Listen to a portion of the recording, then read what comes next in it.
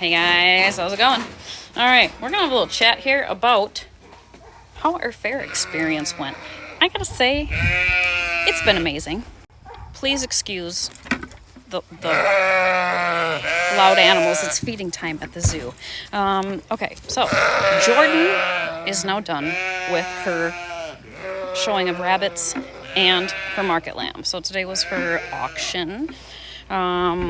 She had a Katahdin wether that went to market, sold today. She was not anticipating doing well at auction. It is very much a political scene. There's a lot on these kids to... You got to get out there and politic. You got to hustle. You send out letters to big companies, like anybody you can possibly think of that may buy your animal from you. You write letters trying to schmooze people, and you can go in and meet like owners and CEOs and marketing and all this stuff, and have interviews and introduce yourself, and you're just trying to get yourself out there. A lot of it is also, I don't want to say a popularity contest, but it's absolutely who you know, how long you've been in the game, what your last name is. That's how it is. I'm not saying it's bad. That's life and how it is. So the fact that this is Jordan's first year, we were like, you know what, let's just hope to break even, right? So these kids have to keep very, very detailed record books of how much you've spent, down to every minute penny of what you spend, right? And so that all gets calculated, and then they're able to kind of figure out, okay, how much at auction does this animal need to go for so that I can recoup my costs? And honestly, that's all we were hoping for. We just wanted to make enough so that she could break even on what she put into this animal, and it absolutely helps when you're raising your own stock. A lot of these kids are putting in top dollars to buy their club lamb, which we didn't do. So that eliminated that expense, and that's what really saved us. So at the end of the day, yes, it went off to auction. Somebody bought it that we didn't even send a buyer's letter to, so that was kind of funny. And she more than broke even. So that is all we could ever ask for. I'm very happy. So happy day had by all. Let's see. What else? Oh, the inevitable question is, will she be sad? Will Jordan be sad when tomorrow comes and the meat wagon comes around and loads them up and takes them away? No. There are some kids already that are crying and they're upset, and that's valid. I can get it. And when tomorrow comes, will she be a little sad? Yeah, a little bit. I will too. I'm not going to shed any tears. I'm not going to cry. And if Jordan does it all, they would quickly be dried when that check comes in from the sale. That's not being heartless. That's just, it is what it is. And shh, enough. I think a big part of it is she's lived a farm lifestyle since she was dropped to this side of Earth. So for her, life and death is almost a daily thing. And she knew from the beginning, this is what this animal was going to be raised for. So you try to keep it as kind of an arm's length emotionally. So yeah, that's easier for some kids than it is for others, and there's absolutely nothing wrong with that. So she may be a little bit sad tomorrow, but overall, she'll probably get over it real quick. Overall, I'm extremely happy with how our first year of raising Katahdins went, which also brings up another interesting point.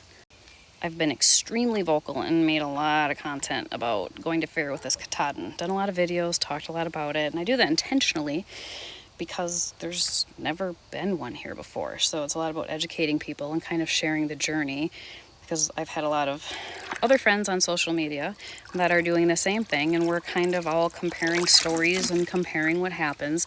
But whenever you're going to open your big flapping mouth on social media, you have to be prepared that people who don't like it are also going to say that. And yes, I've heard that too. I saw somebody that now, just coincidentally, I'm sure, decided to post information just bashing the heck out of the Katahdin. going on and on saying how like they're never going to be as good as, even went to AI to create a demographic, a picture of the Katahdin compared against the breed she specifically raises, and talking about what's basically like what trash they are. It was also said, and I want to try to get the quote right, you can't take a hair sheep into the ring and then complain when you don't win. Well, I'm not complaining. I think the fact that we didn't place last is huge. I am wildly proud of how we did. Freaking amazing. To end up anywhere near the middle of the pack for your first year out, showing something no one's ever seen before, that's massive. I'm so proud of how my daughter did and how my Katahdin did. This was very much a first experiment with how do we feed them, how do we exercise them, what are we working with here, how is this going to roll out?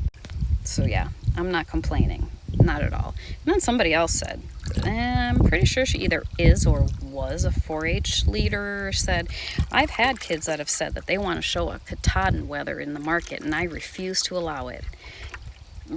Really? As a 4-H club leader, why are you refusing anything that your kids want to do, the members in your club? That's not what we're about. I don't give a crap if one of these kids wants to show a damn dinosaur in a sheep class. Let them show the dinosaur. Warn them you're showing a dinosaur in a sheep class. You're probably not going to do very well, but support them anyway.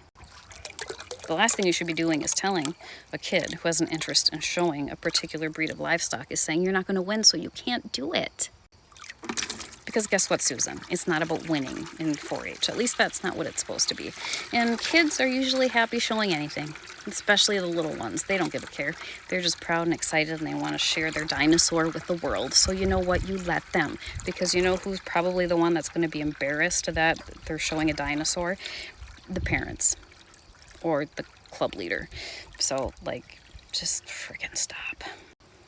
How many wins or losses you have in your club or amongst your kids should not, like, impact your worth as a parent or a leader, okay?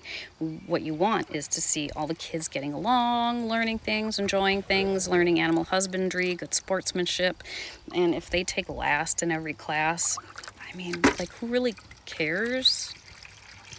Like, they're gonna get auctioned, you're gonna make money, have a pizza party and call it a day. Like, stop. We're supposed to be trying to facilitate all kinds of like good things in them and confidence and support them, and hopefully they'll stay in agriculture because it's a dying breed at this point. And just, you know, like encourage what they're interested in. Don't tell them I refuse to let you do that because you're not gonna win. Anyway, that's my soapbox on that. Am I aware that the Katahdin is a hair sheep? It doesn't look like a wool sheep. My God, Karen, I do, because I see them every day and I used to breed club lambs, so I'm very well aware that they look different. Am I going to allow my daughter to show another Katahdin next year in the market class? Yes, I am. Why? Because it's fun. And we breed them. And she makes more money that way because we don't have to go to some other breeder and put $1,000 in their pocket to get something. Like, why would I do that when I can have good stock from what I have? And if that means, as a Katahdin, she never moves any higher than the middle of the pack, like, I'm fine with that too. Because at the end of the day, let's say she wants to go on to be a veterinarian. When she's applying to get into schools, to colleges, they're not going to go, what place did you get in your market classes? You got last place, we're not going to accept you. But what they will do is take a look at the way she interviews, the confidence that she has in public speaking and interviewing with other people and talking with adults and answering questions and being able to meet success and defeat all the same way. Those are things that will stick with her, and those are things that will take her farther in life. At the end of the day, nobody gives two spits if you got 4th place with a Katahdin wether in your market class or a 1st place with your club lamb.